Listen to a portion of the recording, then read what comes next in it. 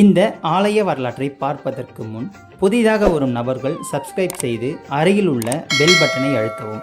அப்பொழுதுதான் நான் தினந்தோறும் பதிவிடும் ஆலயங்களின் வீடியோக்கள் உங்களுக்கு நோட்டிஃபிகேஷனாக வரும்.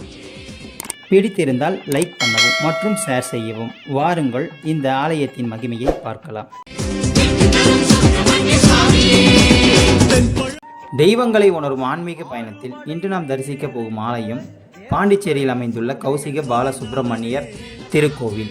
பிரெஞ்சு கலாச்சாரத்தின் ஜன்னலாக விளங்கி வரும் புதுச்சேரியில் அனைத்து மதத்தினரும் ஒற்றுமையாக வாழ்ந்து வருகின்றனர்.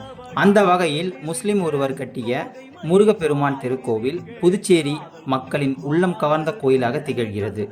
புதுச்சேரியின் பெருமைமிகு அடையாளங்களில் ஒன்று ரயில் நிலையத்திற்கு எதிரில் இருக்கும் இக்கோவில்.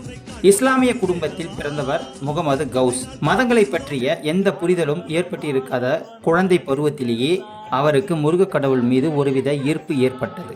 மசூதிக்கு செல்லும் நேரங்களை தவிர்த்து இந்து கோவிலுக்கு சென்று மணிக்கணக்கில் முருகனை ரசிக்க ஆரம்பித்தார் கவுஸ். படிப்பில் நாட்டம் இல்லாததால் 8ஆம் வகுப்புடன் இவரது பள்ளி படிப்பு நின்றது.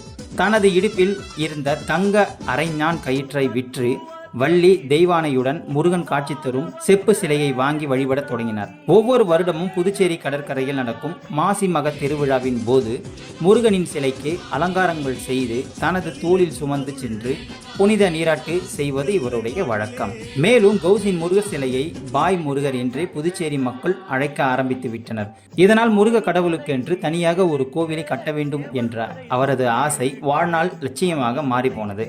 இவரது நடவடிக்கைகளை கவனித்த அப்போதைய புதுச்சேரி மேயர் எதுவார் குபேர், உனக்கு வேறு ஏதேனும் உதவிகள் வேண்டுமா என கேட்க முருகனுக்கு கோயில் கட்டும் தனது ஆசையை தெரிவித்தார். அப்போதைய ஆளுநர் பிடி ஜாட்டி அடிக்கல் நாட்ட கோயில் கட்டி முடிக்கப்பட்டது. இந்த கோவிலை பற்றி அறிந்து வருகை தந்த காஞ்சி சங்கராச்சாரியார் கௌசிக பாலசுப்பிரமணியர் திருக்கோவில் என பெயரிட்டார். அன்றிலிருந்து கௌஸ் கோயில் என்று அழைக்கப்பட்டு வருகிறது. வயது முதிர்வு காரணமாக 2003 கௌஸ் உயிரிழந்தார். அவருக்கு பிறகு கோயில் நிர்வாகத்தை அவரது மகன் முகமது காதர் கவனித்து வருகிறார். இன்றும் இக்கோவிலின் உட்பிரகாரத்தில் முகமது கௌஸ் அவர்களின் திருவுருவ படத்தை காணலாம். இந்த பெருமைக்கெல்லாம் சொந்தக்காரர் முகமது கௌஸ் என்று அழைக்கப்படும் கே.இ. கௌஸ். கௌசின் முன்னோர்கள் மதுரையில் பொற்கொள்ள தொழில் செய்து வந்துள்ளனர். ஒருமுறை அரசு குடும்பத்தினருக்கு செய்து கொடுக்க தங்க ஆபரணங்களில் தவறு ஏற்படவே அரசு தண்டனைக்கு பயந்து இரவோடு இரவாக தஞ்சைக்கு குடிபெயர்ந்தனர். அங்கும் அவர்கள் அதே தொழிலை செய்து வந்தனர். முகமது கௌசின் தந்தை ஷேக் இஸ்மாயில் தனது குடும்பத்துடன் புதுச்சேரிக்கு குடிபெயர்ந்துள்ளார். புதுச்சேரியில் பொற்கொள்ள தொழிலை சிறப்பாக நடத்தி வந்தார். ஷேக் இஸ்மாயிலின் 5வது மகன் முகமது கௌஸ்.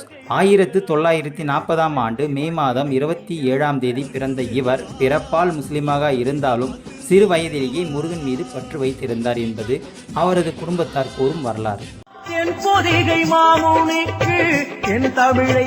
மத ஒற்றுமைக்கு பெயர் பெற்ற புதுச்சேரியின் முக்கிய அடையாளங்களுள் ஒன்றாக திகழும் கௌசிக பாலசுப்பிரமணியர் திருக்கோவிலில் 50 ஆண்டுகளையும் தாண்டி சூரசம்கார விழா வெகு விமர்சையாக நடத்தப்பட்டு வருகிறது என்பது குறிப்பிடத்தக்கது. இதுதான் இந்த ஆலயத்தினுடைய பெருமைகளாகும்.